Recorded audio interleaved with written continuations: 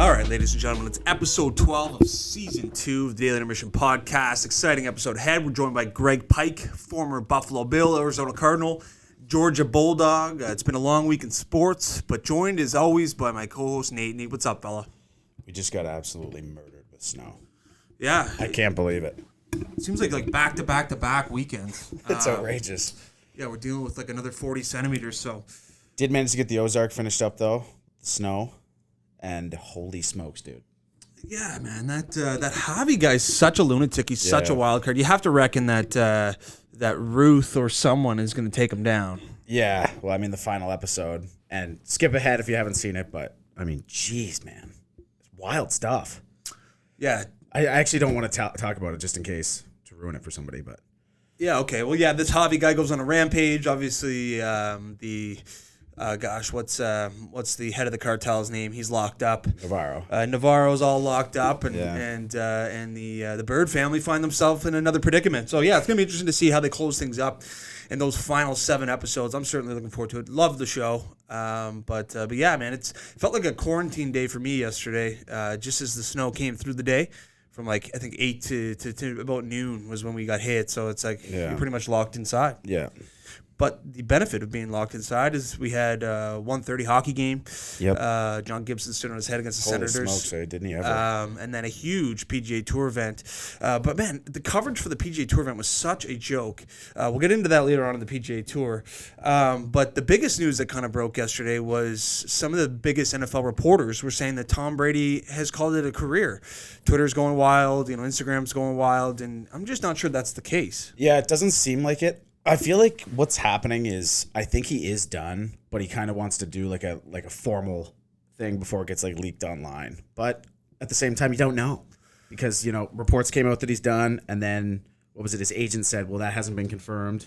The GM said it hasn't been confirmed. So I don't know. We'll see what happens. His dad came out as well. Yeah, his dad, yeah. But the way I look at it is like some of Brady's close friends throughout the league, like Mike Evans is tweeting a farewell, Julian Edelman. Like these are the guys that could text him tomorrow and get some information. So it'd be interesting to see. I mean, I don't want to go into my full-on, farewell rant because we don't have confirmation, but it certainly blew up.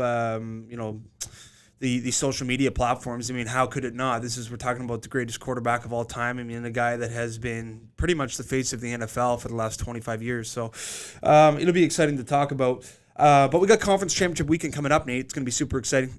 We talked about it last episode, but this afternoon or yesterday for the listeners, we got the Bengals rolling into Kansas City, and we got San Francisco heading into LA. So yeah, man, it's going to be an exciting day of football, and we'll get to figure out who's going to be playing for it all. Yeah, you got to figure it's going to be Rams Chiefs, but not going to speculate anything too early. And if you're wondering OT games, both of them.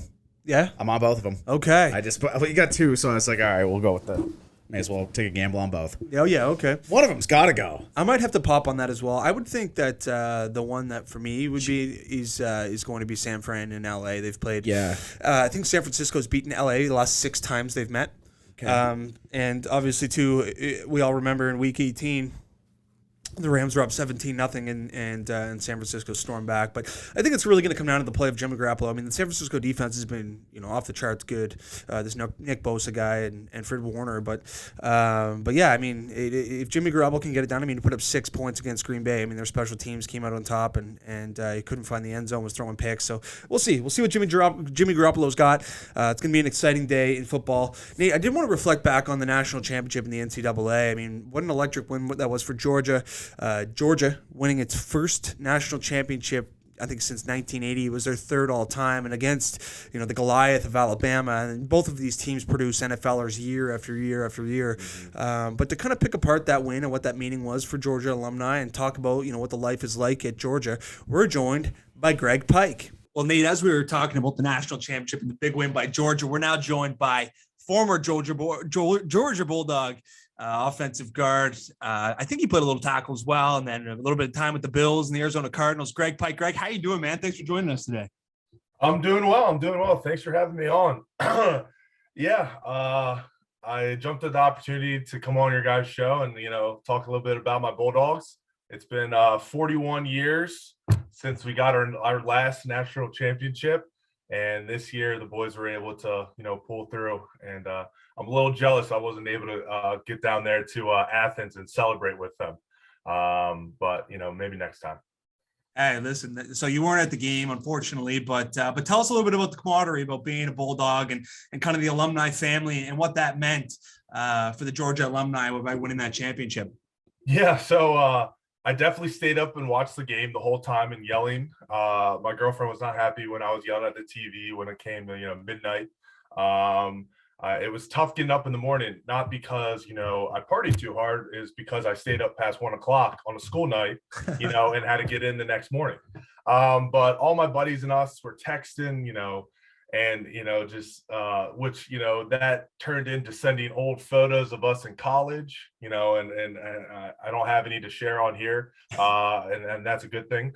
But it was like, wow, like damn, we they finally did it. And this was like this win wasn't only for like the players that have been working their ass off there, but it was for the guys that never won anything there, the guys that rebuilt that program. So it was definitely for the fans too. As you guys follow Georgia sports, they get their heart broken more than anyone around. Just look at the 2017 Super Bowl game. Yeah. So so being a Georgia fan and Georgia sports, that I was definitely holding my breath to the very last whistle for that Alabama-Georgia game. But it meant the world to, not only us former players, but fans, the state, and I think everyone was kind of rooting for Georgia just to, dethrone Alabama, share the wealth. They've already won it so many times, let Georgia have this. We needed this. No question. I mean, it's been an exciting few months there in Georgia with the Braves winning the World Series and now the national title. So maybe the luck's turning in Atlanta, Georgia, and maybe some championships will start to flood in. But just to kind of talk about your career at Georgia, Greg, you played with some serious NFL names. I mean, you blocked for Todd Gurley in your initial season, and then you got guys like Sony Michel who will be playing tonight, and Nick Chubb, who's a highlight back for the Cleveland Browns.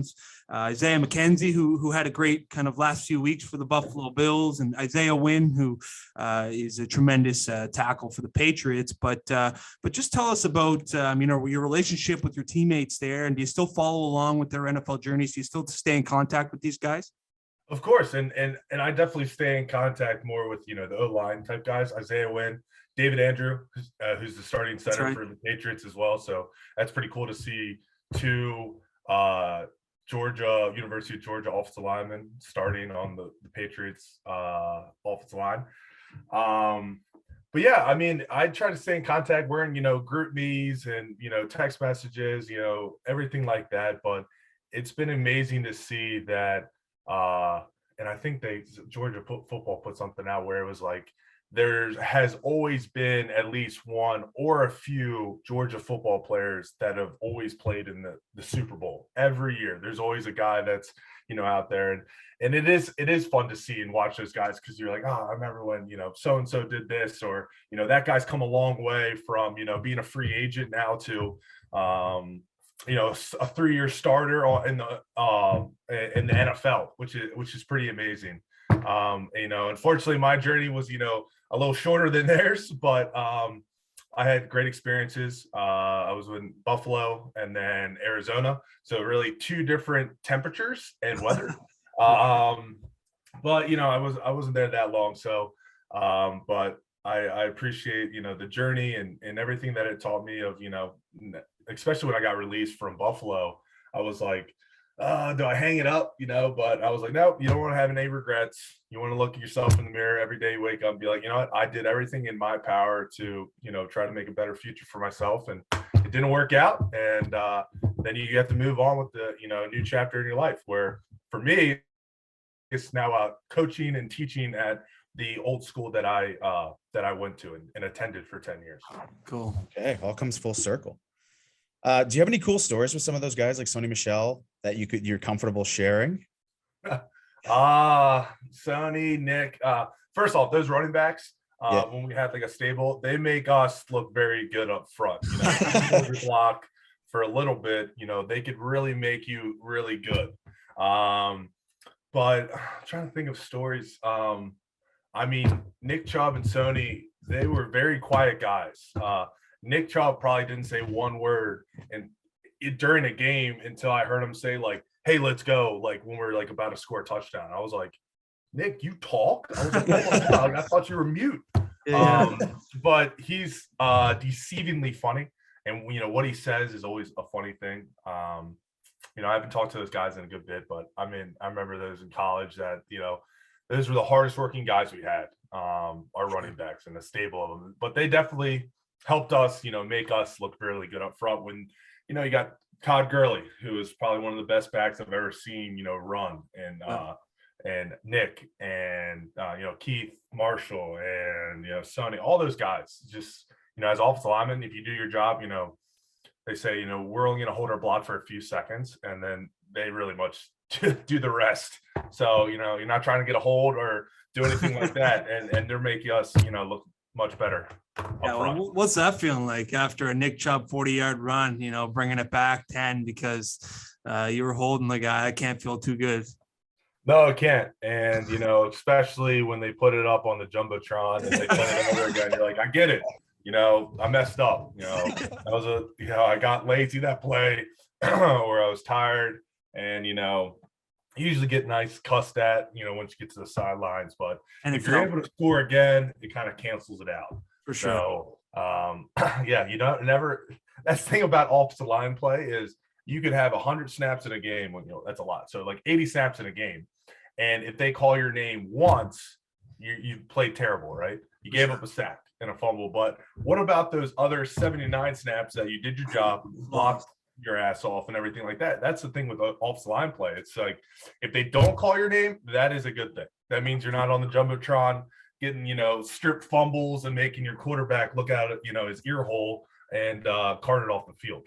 No, absolutely. So your time at Georgia, Greg, you won bowl championships. We're Canadians, so we don't fully understand the totality of all the bowl games that are going on. I mean, it just seems like they've got a name for a bowl game after, everything under the sun. Especially now, yeah. But you won a bowl game in 2014, 2015, 2016. Yeah. What's that like? What's the environment like at the school, at campus? What do the boys do to kind of say, yeah, we won the bowl game? Well, the bowl game, unfortunately, we didn't go to great bowl games. I think it was like a Gator Bowl, like 2 Gator Bowls, a Belk Bowl, and I can't remember the other one in Memphis or something. So these were very good bowl games. Let's start off with that. So the mentality is, guys are usually going to have a lot of fun, and you still have to practice. But the bowl games is if you win so many games, you get in and you're bowl eligible. Depending on how many games you win, you get in better bowls. So you could go to, the Rose Bowl or, but, we went to like the Tax Slayer Gator Bowl in Jacksonville, Florida. And the only thing there is a Hooters which is walking distance from our hotel. So it's not bad though. Yeah. Huh? That's not a bad spot to have. Yeah, it works. And actually one of my best friends lives in Jacksonville, but who I played with. But yeah, there wasn't much around that area when we were, in there for the bowl games. But the bowl games are fun. Bowl practice is, depending on which game. Now it's like Georgia, they're undefeated. Those bowl practices would have been, really good and, hard. Our bowl practices, it wasn't that. It's depending on what bowl you're in. You're just there to have fun, and they weren't the hardest practices. We'll say that. Usually that's where like a lot of younger guys get more reps too for the next year. For sure. And just before we move into Nate's next question, you see a lot of the time now with some NFL prospects, like the bowl games, if you're in kind of the lower tier bowl games, they'll just sit it out. They'll just say, we're going to stay healthy for the combine or for whatever it is. So is that kind of a, an up and coming trend? I think so. And it's hard because the people that are, the armchair quarterbacks of like, hey, you can't do that for the university. You can't do that. But it's like, at the end of the day, it's his choice, it's where this young man who, could have came from nothing has a chance to make millions and millions of dollars, and sitting on one game you know, is not, you know, life or death. You know, it could make a decision between him making so much money, and like a lot of money, and a little money if he gets hurt. And then you can switch on the other hand, like, well, he's not a good teammate because he doesn't want to finish the season. So my 2 cents is, it's up to the player. You know, if I was in that position, you know, I would have loved to play one last game with my buddies, but you know, that's just me saying it, you know, looking back. Now, if they were like, oh yeah, you're gonna make this amount of millions of dollars if you play in this game, and you get hurt and you don't make anything, you're like, oh well, let me double check that then. So I think it's, you know, depending on where all the ratings and everything they see you going, then, you know, I think it's up to the kid. Sure. Do you want to walk us through a day in the life of a D1 athlete? Like, are you guys getting up at just 6 o'clock in the morning, hit the gym, grinding? Yeah. So I had to, I actually wrote down some stuff because I had to think about it for a second. You know, I've been, you know, hitting the head a few times. You know, I had to think about it. So yeah, depending on if it's in season, or we'll just talk an in season day. So, you know, get up, depending on what school schedule you have. And if you're doing well in school, they have mandatory, it's called mentoring. So it's just, you know, a tutor, but it's more like a person that knows your whole schedule, knows your whole schedule, knows when you have tests, when you have homework. Those are for guys that, you know, aren't doing that well in school. So that was me, you know, a guy that didn't take it as seriously. So I was there from, you know, 7 a.m. or 8 a.m., I think. And then you would have from there, depending on if you worked out on Sundays, those voluntary. Give me something. No, that's our bad, Greg. We apologize there. But you were walking us through the day in the life. You're talking about, you know, if you weren't doing as well in school or weren't up to standard, then you'd pop in for some tutoring, some mentorship. Yep. Early in the morning, and then how does the day progress from there? And then you would go to class. You had already worked out over the weekends for those, you know, voluntary mandatory workouts. And when I was there, and this was, you know, 6 years ago, we would work out on Sundays, even after a game on Saturday. So we would do, like, even if you played 80 snaps as an offensive lineman, you know, they'd be like, all right, we're going to go squat. And you'd be like, what? Okay. Like, is there a workout specifically for the guys that played so many snaps? And it was like some low number of, like, if it was like you played 20 snaps and 30 snaps, you do this workout. I was like, all right, where are the guys that played 80 snaps? Like, where's that workout? Is that like cold tub and hot tub? Like, and I'm out of here? Or no, it'd be like you squatting half your max, and, you know, you'd be like, okay, just get me out of here. But going back to class. So you'd go to class, then that would be, and you would have tutorings throughout the day as well, depending on how it fits your schedule. And then you would go to, like, you'd go, if you're lucky, you'd get some lunch at noon. And then you'd have sometimes, like my last year, I had class leading up to 2 o'clock. And that was, you know, I was taking my major classes, so, you know, I could graduate. But from 2:30 to 7 was football, you know, football related stuff. So that's meetings, more meetings, practice, film, recovery, shower, everything. So, and then some guys had more tutorings after that to like 8:45, 9 o'clock. And then you would rinse and repeat for the week. That's crazy. I mean, I wanted to bring up, you know, going through those meetings and you know, film and all of that. I mean, you know, how often times, I mean, hopefully it wasn't too often, but, you know, did the coaches just absolutely ream players and oh yeah, all the time? Yeah, of course. I mean, especially when I got there, you know, I came from private school, all boys private school in Baltimore named Boys Latin, and we're a lacrosse school. And you guys as Canadians, I know you know lacrosse, and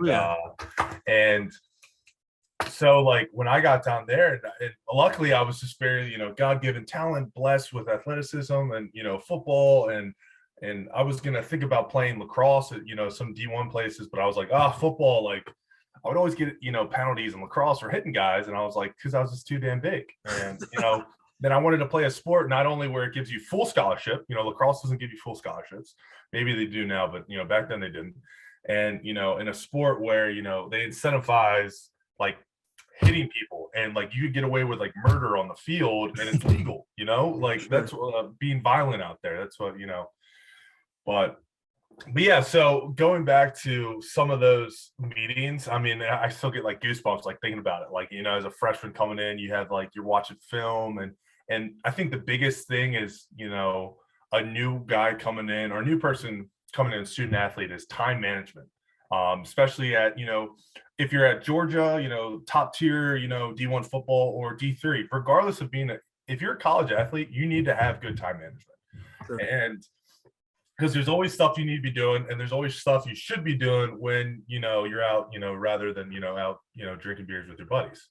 But yeah, I think the time management thing and guys getting cussed out in meetings in front of the whole team, there's nothing worse than that. Especially you're watching film after a game and you slacked on a play, didn't jog off or something. You're just praying when they put those clips on the thing, you're not on them. For sure. What's the meal plan like? Is it like, do you have like set calories you got to hit? Like, what's this? Like, is it a outrageous number? I think when I was there, we were still we would still eat at the cafeteria, and this was 7-8 years ago. We would eat at the cafeteria. Then we started getting a thing called training table, which was like an athlete lunch and dinner, which was much better. And then by my senior year, when I had Mark Rick for 4 years, then I had Kirby Smart my last year as a senior. And he really changed a lot of stuff for the better around there, as you saw. I mean, sure. We had like, meals and everything, like, he got us right. He got those boys right down there. But we would have nutritionists and everything. You do the bipod, which is when you sit in that thing and it measures your percent body weight and stuff like that. And they would definitely stay on you. Definitely more now than they did in the past. It'd be like, oh, you're a little overweight, like lose some weight, like don't, what you should be eating. Now they definitely have like shakes for like with the guy's name written on it after workout. If you need to cut weight, lose weight, maintain, it's down to a science now. But back then it was like, you should be eating, and here's some stuff, or like send me a photo of on your phone of like what your plate looks like. That was we used to do that. Yeah. So you weren't diving into the pizza and the. Oh man, I definitely unhealthy when I was in college. Okay, sure. Okay. I mean, yeah, I wasn't. No, I was. Come on, man. This body right here is made by wings and other things, but absolutely. But yeah, I ate pretty unhealthy, but I was burning so many calories. And of course I ate healthy. I wasn't eating like fried chicken wings and French fries every meal, but you'd mix it in. I would know what to eat. A training table, that would be my healthy meal. Then sometimes I like to cook, so I would cook a lot for myself also in college too. So steak, grilled chicken, whatever. If I just didn't feel like eating the training table food, I would cook in my apartment for myself. Greg, there comes a point in time in April when the NFL Combine's on, and I'm always just so astonished by some of the offensive linemen throwing up 225 and some of the numbers that these guys put up. Reflecting back to your time at Georgia, I mean, what were some of the numbers? Who were some of the big freaks of natures in the gym and the weightlifting scene? There's a lot.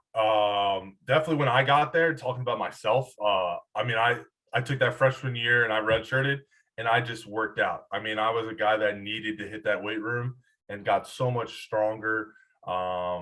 And for lacrosse, I was running so much and I was the biggest guy on the field. So my cardio was great. And it's a funny story. When I first got down there, I graduated high school on June 4th, 2012, which is funny enough, my birthday.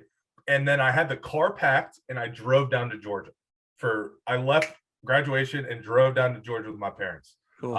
Because you had to do summer school, you had to do summer workouts, and they're definitely going to get you right. But working out was definitely the best thing for me because I didn't work out or lift as much weights as I probably should have. But some of the freaks that are in there, I mean, Nick Chubb, I mean, you've seen him. He is, oh my, even after he hurt his knee, that dude can move some weight. I mean, there's just a bunch of I'm actually kind of glad that, I wasn't playing against our D line. That D line that they had this year for Georgia wasn't there when I was there, because I would hate to practice against those guys. I mean, with Jordan Davis and those guys, I mean, oh my God, that practice would have been miserable. I mean, those guys are so big and move so well. It's crazy. The guys are just being a guy that big should not be that athletic, And but for me, I think, at my pro day, I did, 225 back in my prime. I think it was like 26, 27 times, I think. Wow.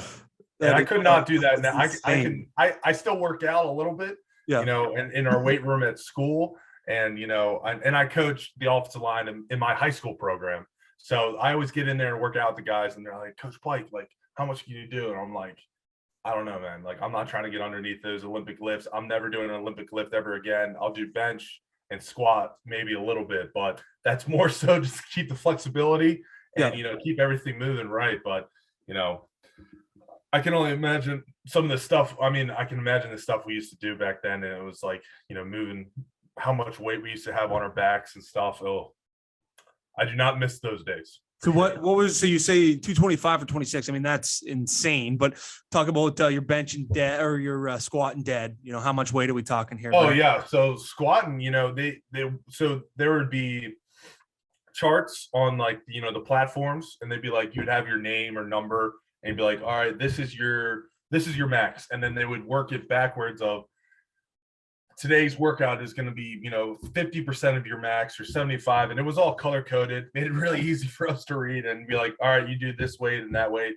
And I mean, at some points, I remember we were doing over 400 pounds, just for working reps.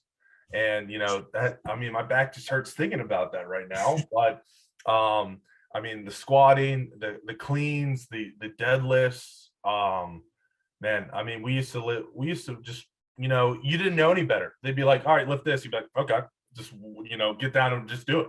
Yep. And then I was always a guy that I would rather run first and then work out, but we'd always lift like a heavy leg day, and they'd be like, all right, we're going to run down to the stadium and run stadiums.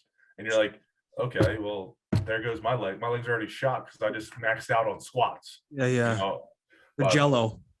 Yeah, especially and add insult to injury, to be like, yeah, we're gonna run down to the stadium, which is not far, but for us, that's like, going across the state. Gosh.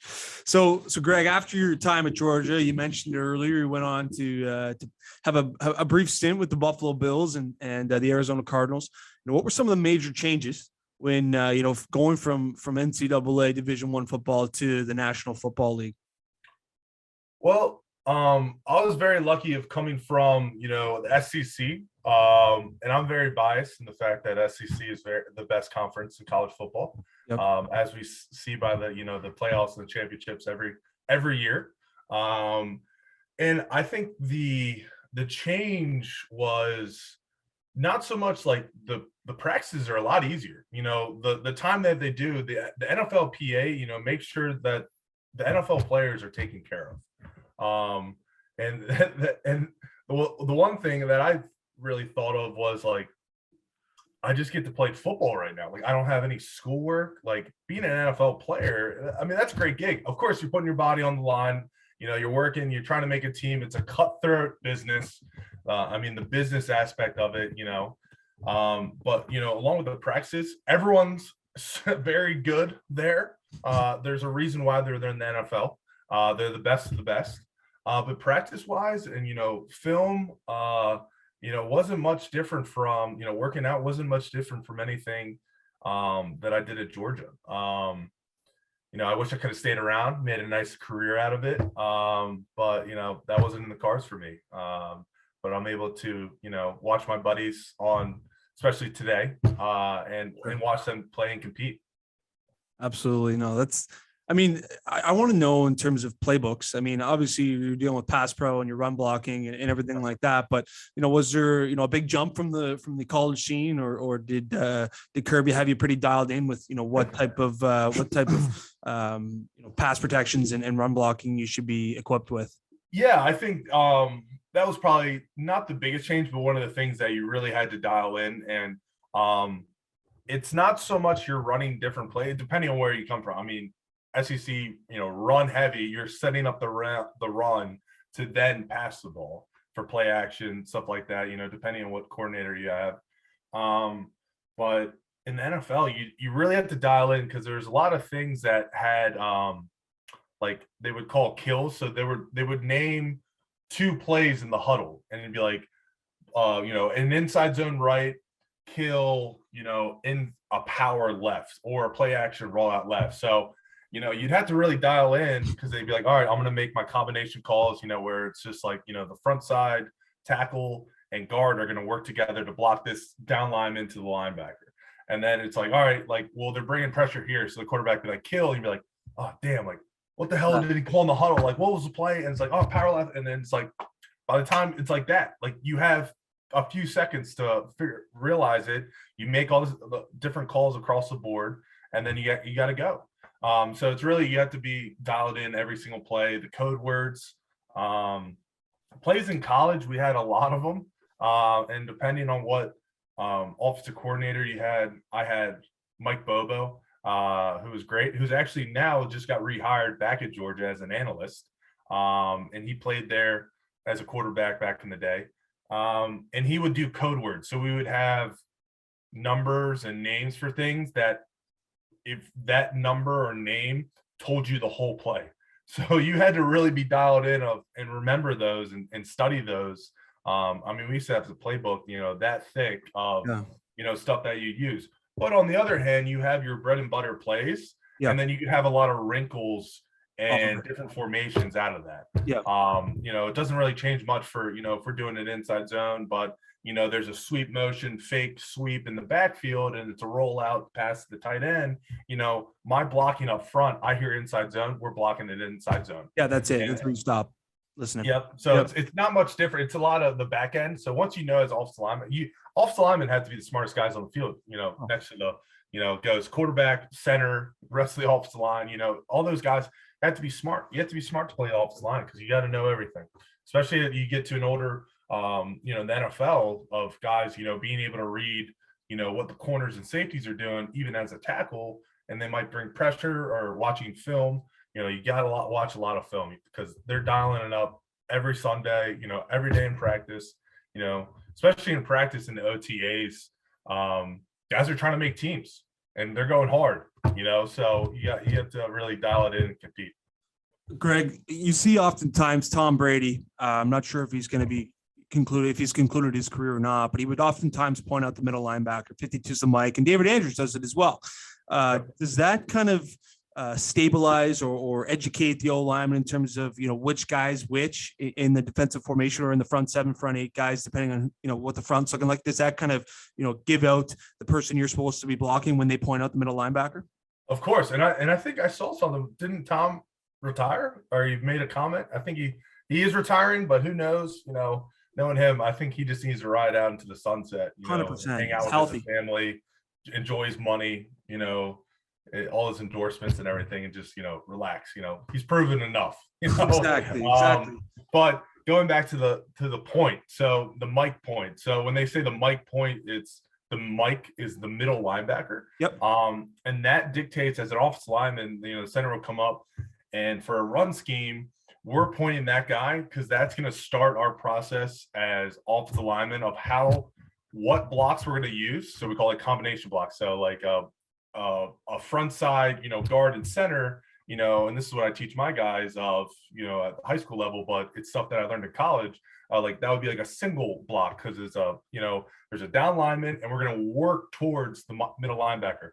So, long story short, it dictates where we're going to start blocking. Like, how are we going to take that guy? How are we going to take, the will linebacker, who's the weak side, and the sand linebacker, which is the strong side?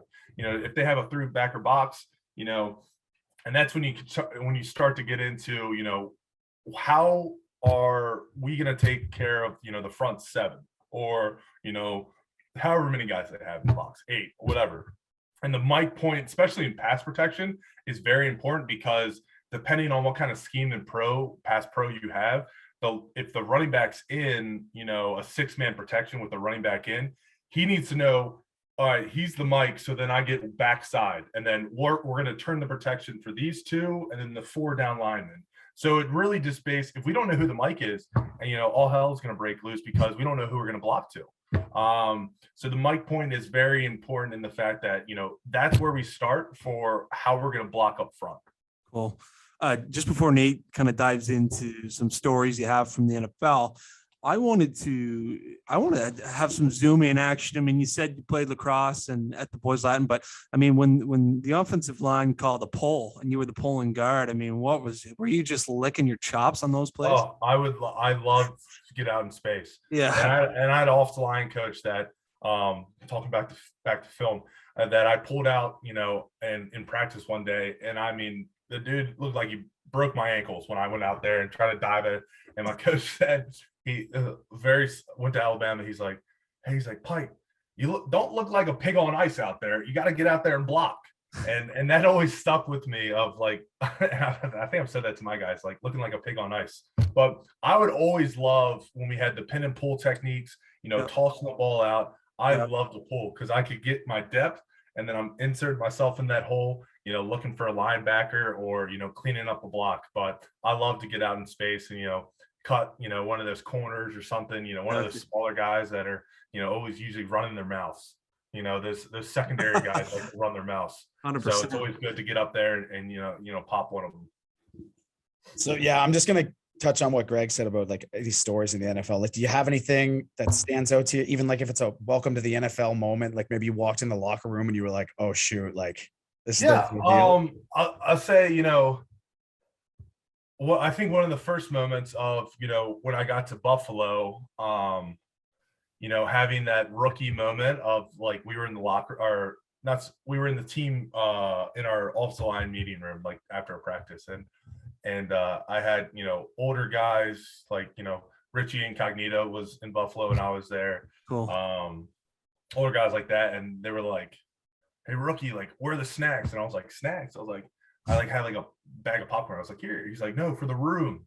And I was like, what? He's like, you and the other rookies need to get, candy, snacks, whatever, you need to fill out this room. And I was like, damn, all right, well, I'm not making those millions of dollars, but I'll throw some money towards it. So like having to like, and that was like, the hazing part. It wasn't anything bad. It was like, you're low man on the totem pole. So you have to, provide for the older guys. And I've heard, stories of, and luckily they didn't do this for us, but like having like taking rookies out, even free agent guys, and having the vets, run up a $20,000 tab and having those guys pay for it. And that would be terrible. But usually you have, a guy that's, was drafted and, pretty high round and, he'll get most of it. But, luckily I didn't have anything like that. Now, when I was in Arizona, I'm trying to think of Arizona. Can't really think of what's his name?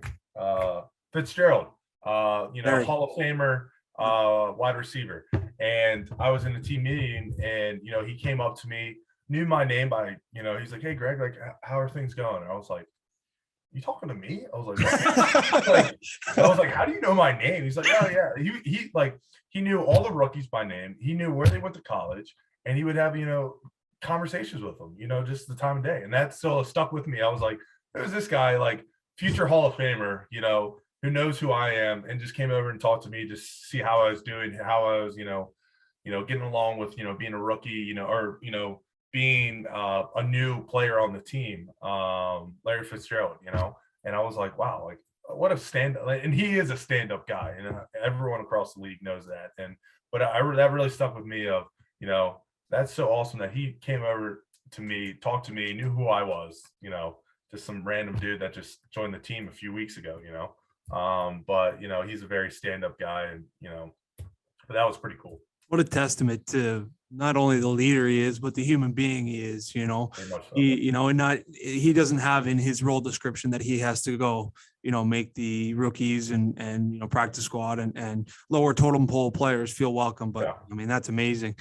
All right. Well, listen, Greg, I mean, tremendous information. We appreciate you coming on and chatting with us, but we're going to play a little game with you.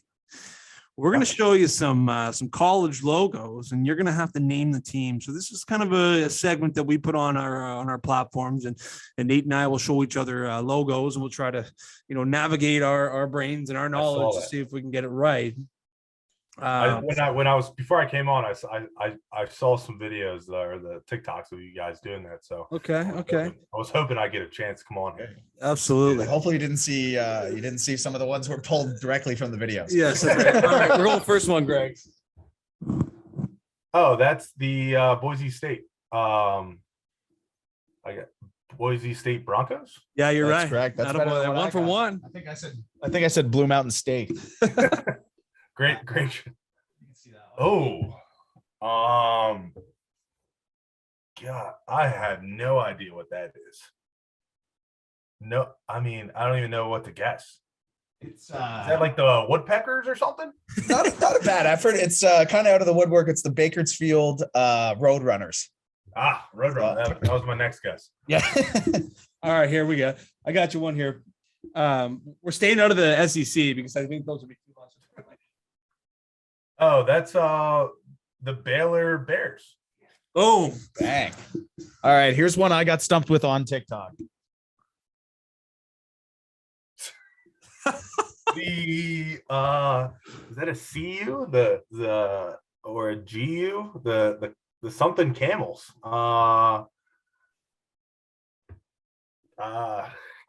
Something camels. Yeah, I mean, we'll give it to you. It's the Campbell University Fighting Camels. Oh. They have a football team, too, which is just I mean, some of these NCAA schools we're bringing out of the woodwork here are pretty tough. I'll think of how many there are. But no, listen, Greg, we appreciate you coming on and chatting football and chatting your time at Georgia and your time in the NFL. And listen, maybe we can catch up down the road and go Bulldogs. Of course. Thanks for having me on. I had a lot of fun, and yeah, of course. I'm always, where to find me, and I'll gladly come back on. Hopefully, I didn't sound like too much of an idiot talking to you guys, but just a little glimpse of what a washed up college NFL athlete, the day in the life of.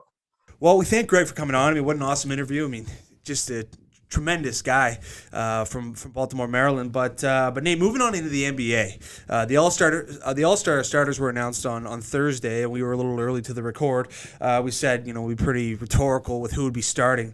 We got DeMar DeRozan, Trae Young, Kevin Durant, Joel Embiid, and Giannis Antetokounmpo. Yeah, and I mean, you knew most of these guys were going to be there, so it's not too much of a surprise. But they haven't announced the Young Stars game, have they? Not yet, no, Okay, yeah. not yet. But that'll be the East. In the West, we got Steph Curry, John Morant, LeBron James, Nikola Jokic, and our Canadian guy Andrew Wiggins getting the start. Which, I mean, it speaks volumes to how he's playing this season. He's been tremendous. I mean, that role that they've got him in Golden State just seems so great. He's not the face of the franchise. He's shooting so efficient from beyond the arc, and what a testament to his play this year, getting the start, getting the nod in the All-Star game. So that's exciting, man. It'd be nice to see him. We talk about it all the time, Nate, to splash in at the international stage a little bit more often for Canada. But man, that's exciting for Canadian Andrew Wiggins. Yeah, it should be a good time. NBA All-Star Game's always exciting. I can't wait for the dunk comp too, obviously. Like, that's obviously going to be unbelievable. For sure, and I'm excited to talk about the dunk contest with our guests closer to NBA All-Star Weekend. But yeah, Cole Anthony, sophomore out of Orlando. If you don't know who that guy is, go listen to a few of his interviews. I mean, he's an unbelievable player, but he is just outrageous when he has the interview platform. But he's committed to the dunk contest. Nate, any players come to mind when you think dunk contest and you'd like to see them in it? Well, I'd like to see Vince Carter make an absolute comeback and just absolutely bring the house down. Yeah. Yeah, I don't know. I mean, maybe give me like some. I'd like to see some guys that normally wouldn't be in it. Just give it a shot. Like, I'd like to see what Steph could do. Okay. Or you know what I mean? Just like just for like something different. For sure. And yeah, a lot of the megastars don't really go into it. Yeah. And, for me, I'd love to see Obi Toppin's second year in the New York Knicks. I mean, that guy's got some bounce. Zach LaVine is a guy who, I mean, he's got 2 wins in the dunk competition. But LeBron's a guy, I'm looking forward to asking, the reasoning behind him never going in it. I mean, we saw MJ, a lot of the greats. I feel as if, it used to be an event that you'd go in if you were one of the greats and one of the stars of the league. But yeah, it doesn't seem that way. Giannis even, he could probably throw down some monster dunks. But that's always exciting, man. I wonder if it's like a little bit of like a liability just for like, you know what I mean? You're just going for it. Yeah. You know, maybe slightly risk injury. I don't know. I mean, LeBron's doing it like 5 times a game anyway. Yeah, He's that's flying true in there and enough. absolutely It's definitely more. slamming. It's definitely more of an issue in a game than it would be just in like in a set stage. Exactly. So, yeah, I guess you're like flying on a fast break, and you got Yeah. guys trailing you, and Like LeBron, get in the damn game. I know. I mean, just get in there. I mean, you have to think that this would be his last opportunity. I mean, he's getting up there in age. Was I he mean, 37, 36? Yeah, 38. Like, Yeah, something. he's gonna along those snap a lines. knee out here if he doesn't do it soon. I know. I just don't think it's coming, but yeah, I mean, All-Star Weekend, just around the corner. We're super excited for that, and I mean, Nate, just to kind of talk about a team that's been on an absolute heater. The Phoenix Suns again find themselves at the top of the West. They've won 9 games in a row. I'm just not completely sold that this team can get it done, but I mean, I think a lot of people will find that a cold take. Probably. I mean, they made the NBA final last year, but I know what you mean. It seems like when you just look them, you kind of like look at them on paper and like even look at them while they're playing. It just seems like something's missing. Does that make sense? Like, Yeah, for sure. I mean, Chris Paul, one of the great ball distributors in the league, and Devin Booker can score volumes. Yeah.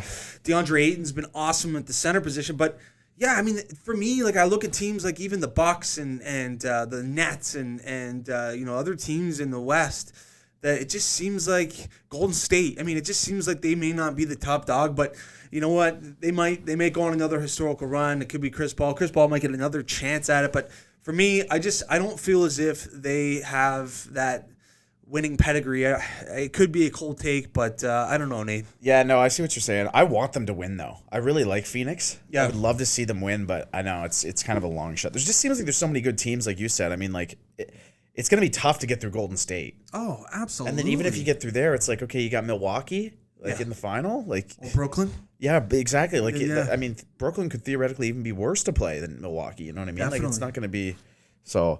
And I don't know if they're better than those teams. Is the thing.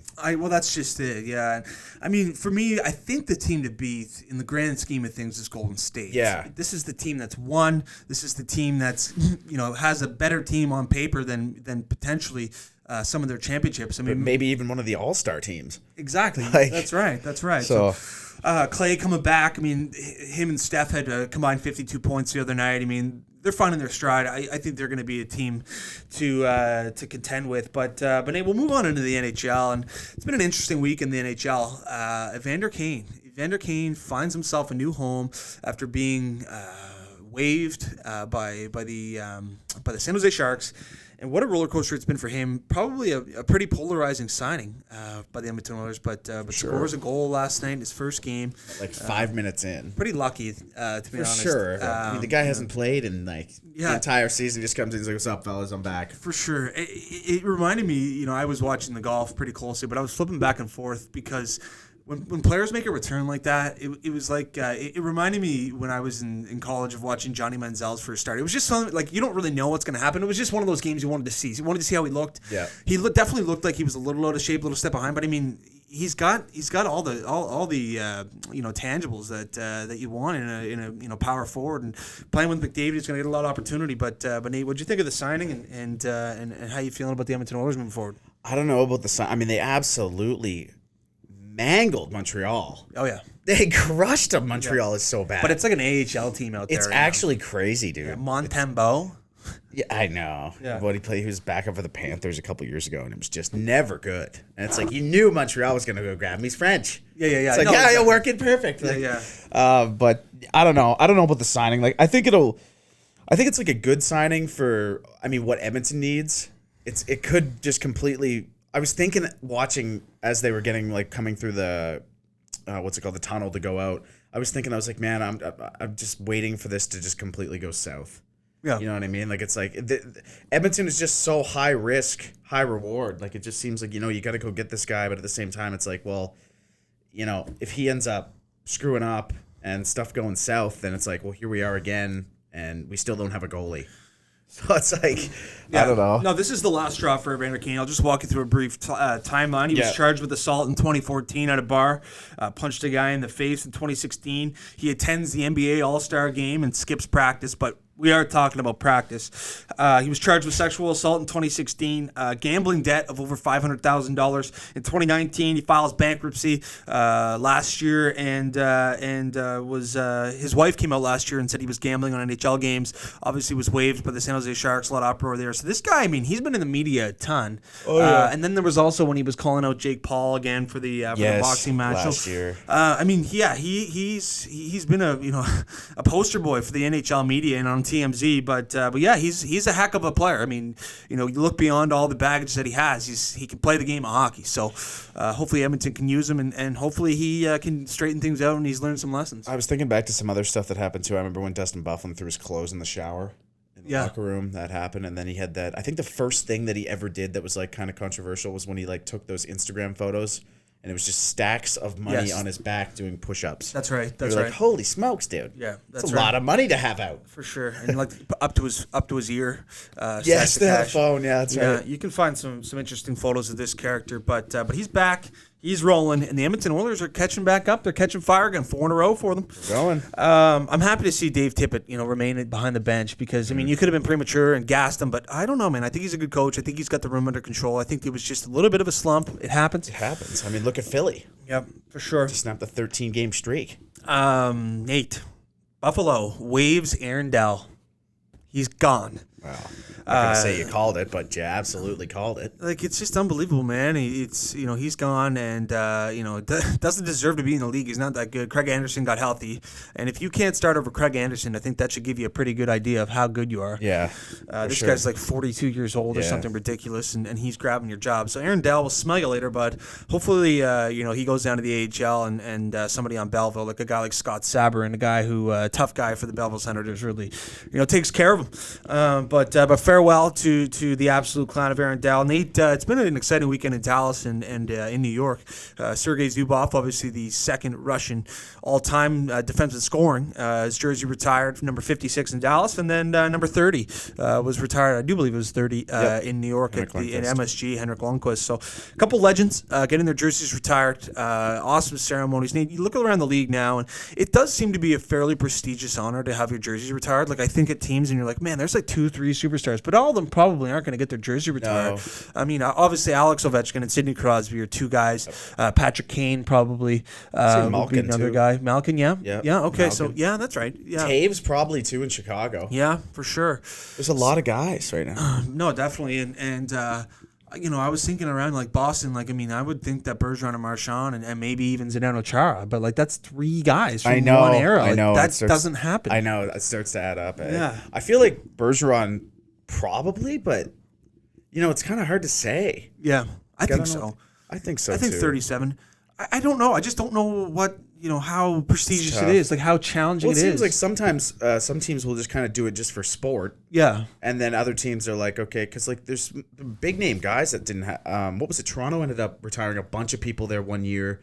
Like James Van Riemsdyk had to change his number mid-season. Okay. Yeah, they got rid of a bunch of numbers. They did like 12 or something like that just out of nowhere from way back. Yeah.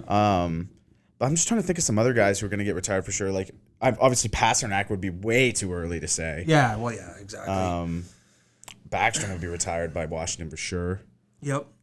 Yeah, I mean, we'll see. We'll see what happens. It's an interesting ceremony. I definitely want to go to one, just kind of live the events, watch the jersey go up in the, or even a banner ceremony. It seems like an amazing game to be at. I was watching the Zubov retirement too. Or the ceremony, man, those Stars jerseys, so sick. Oh my god, man, the dark green. They should bring those back. That's what I'm saying, man. Yeah. I've been saying this for like 5 years. I'm like, man, you gotta get rid of these stupid D ones they have. Yeah. No, they look a little too cartoonish. The green is like a little. It's too light. Yeah, it is for sure. That dark green just brought back some serious Brett Hull, Mike McDaniel, Eddie Marty Balfour, Turco. Yeah, for sure. Foot in the crease vibes. No, definitely did. Machine Gun Kelly, Nate's going to headline the NHL All-Star Game. I thought that was a great grab by the NHL. I mean, he's got some serious hits. He's kind of made a change from his hardcore rap into like a new age pop. Really like what MGK brings to the table. Obviously means Megan Fox will be in the building as well, which is really incredible.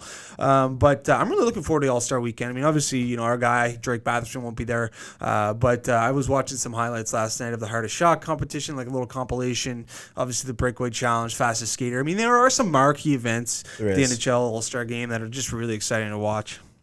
Yeah, there are. I don't hate the what is it? The one where you just flick the pucks into the net.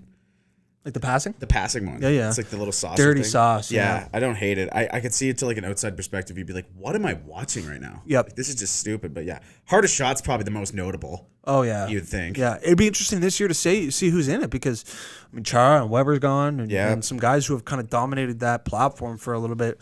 If you had to... Is Ovechkin going to do it? Yeah, probably. Yeah, he would. I think. So what's he going to be plugging in at? Like 108?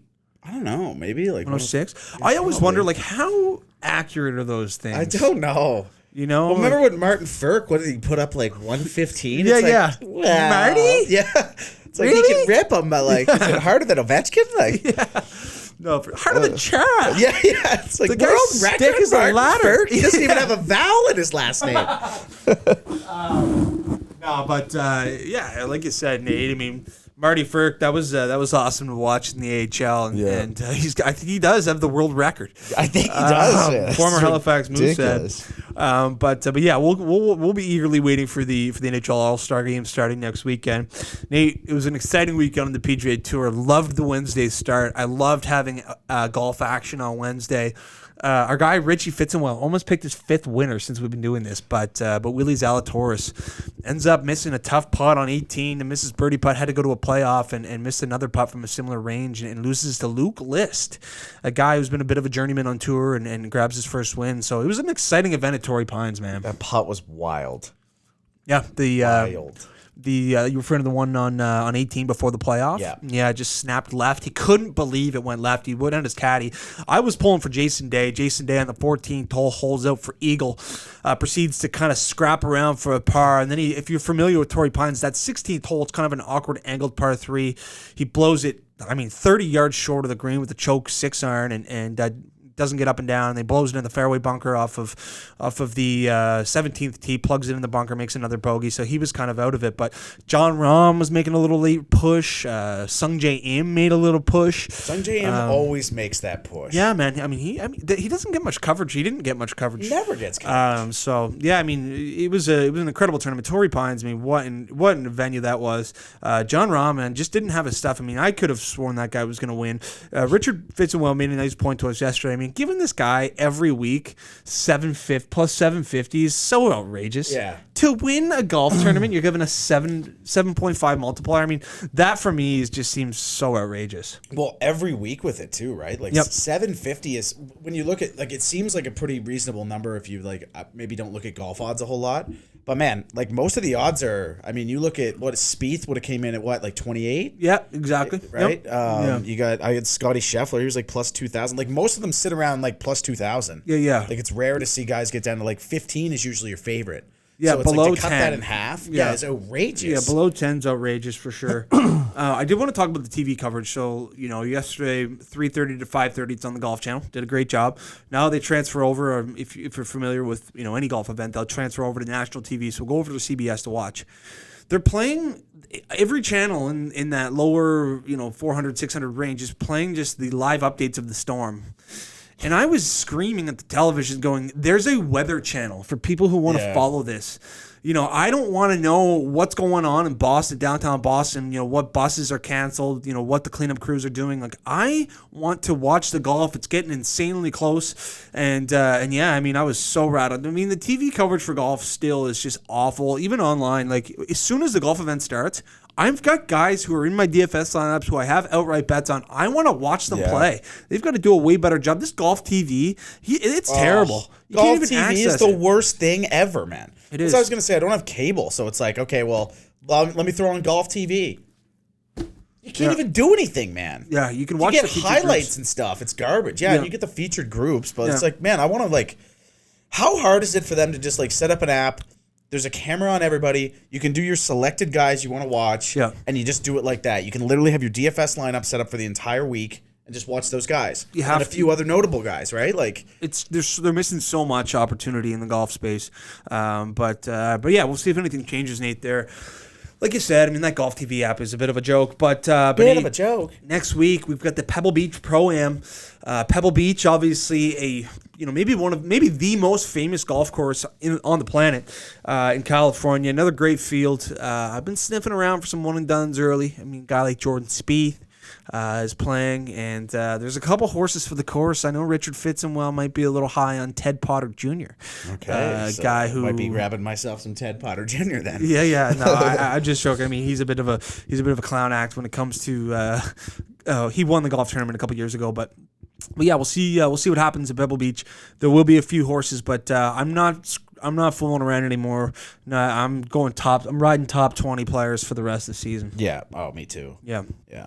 I took Scheffler. What is he? He was 15th, I believe, coming in. Yep. And yeah, I'm not going outside. I don't care. Yeah. You can tell me every narrative in the world that's a guy that's ranked 45th is going to win. Yeah. And you could show me in the future that he's going to win. Yeah. I'm still not taking him. Yeah, no, for Taking sure. it to about bottom 20, 100%. But Nate, we get the Winter Olympics starting next weekend as well, so we'll be covering that. I mean, there's a few events that we watch, and obviously we'll follow along with the hockey as much as we can. We got our guy, former guest, friend of the show, Liam Moffat, will be competing in the snowboard cross, so we got our fingers crossed. Hopefully, Liam can maybe sniff out a medal.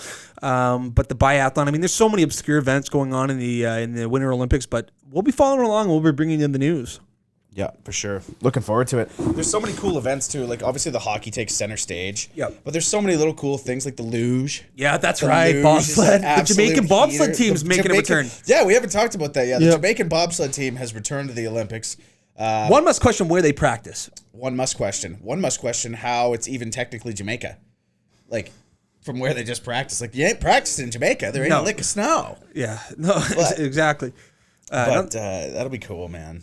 I can't wait to watch. I'm excited to see like the memes and like the TV time they're gonna get. Oh yeah, It's going to be mega hilarious. story for sure. Might even see a sequel to the movie. Definitely, if they can get a rock and roll. I mean, that luge and bobsled is so dangerous. Dude, luge is so sketchy. Yeah, skeleton or whatever, and they go head first. Oh, dude, so fast. How is that an event? Dude, there's some stuff that like you look at it. So like this was put in the Olympics in 1742, and it's Yeah. just like, well, maybe we should change it. Yeah. Because this is just, well, what was it? Someone It's like some guy went down a boogie board at a water park and was like, we could Yeah. add this into the put a Winter helmet Olympics. on, and I'll go in a pod. Yeah, and we'll freeze the slide. What was it in the Vancouver Olympics? Was it not, or was it Somebody Sochi that passed, someone yeah. passed away? Yeah, Gosh. they messed up the course, right? Yeah. Man. Yeah. Anyway. That's terrible because like Sad. that's at that point you got to feel like in your safest. You know what I mean? Like when you're doing like say you're doing a practice run at some random spot, you're like, okay, things could get a little sketchy, but like when you show up to the Olympics, you're like, all right, Yeah. no issues here. For sure. But No, and then you get the cameramen sometimes like on the track and like jumping off the track and stuff. It's just that's ridiculous. so weird, eh? So lunatic. It's like, guys, I'm trying to set a world record here. Not sure if this is the Olympics or not, but you get that camera angle. Yeah, for sure. Well, listen, everyone. Follow our Instagram page. Follow our TikTok bio. Follow all of our platforms. We are going to be sending the link out left, right, and center on Tuesday. The new merch is coming out, so make sure you go check it out online. Go check out the hoodies. Go check out the crew necks. I mean, there's a variety of great things on there. Nate throwing his golf club. We got some gymnastic holding up the daily intermission. We're really excited about the merch launch. So go support the channel. Go check out the website. Go order some things. If you need a new toque, we're really excited about it. So thank you guys for your support. Thank you for listening, and we will catch you next week. Take it easy.